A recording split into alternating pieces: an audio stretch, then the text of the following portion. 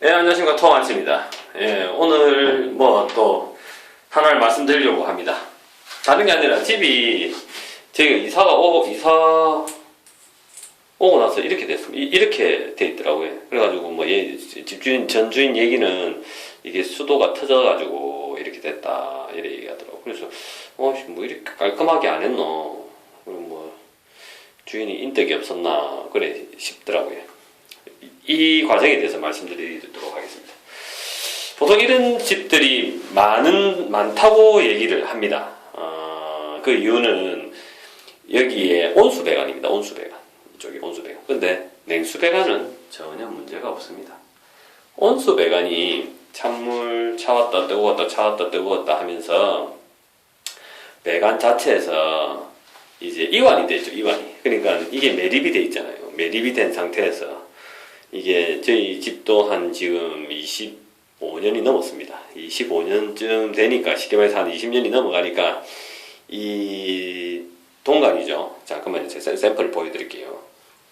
예, 배관 부품을 가져왔습니다. 배관 부품이 보통 이거는 벽붙인데 이런 식으로 됩니다. 보통 이런 바닥에서 보통도 이것도 전부 다 아래에서 배관이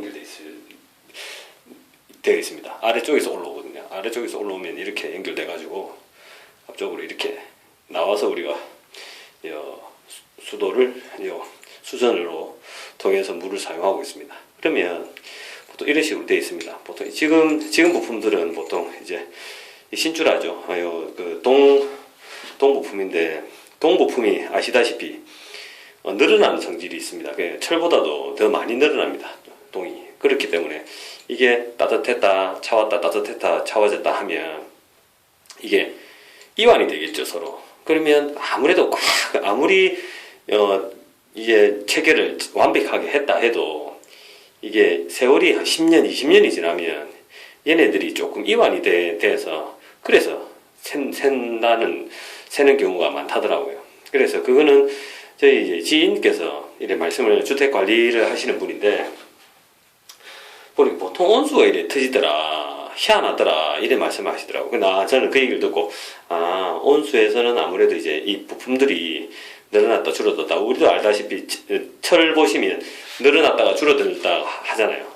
더울 때는 늘어나고, 그 다음 추울 때는 줄어들고.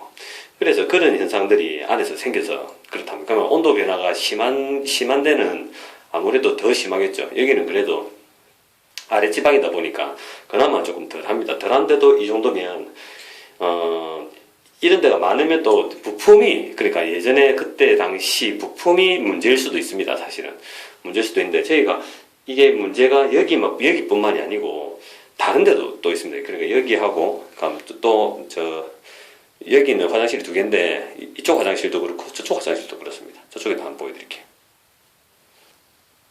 예. 여기는 다른 화장실입니다. 여기도 마찬가지 이렇게 되어 있습니다. 여기도 마무리를 이렇게 했더라고요. 그러니까 이게 터져가지고 저 방 쪽으로 물이 닿아가지고 그쪽 벽이 완전히 썩어 있더라고요. 그래가지고 우리가 이사 와가지고 그걸 교체를 했습니다.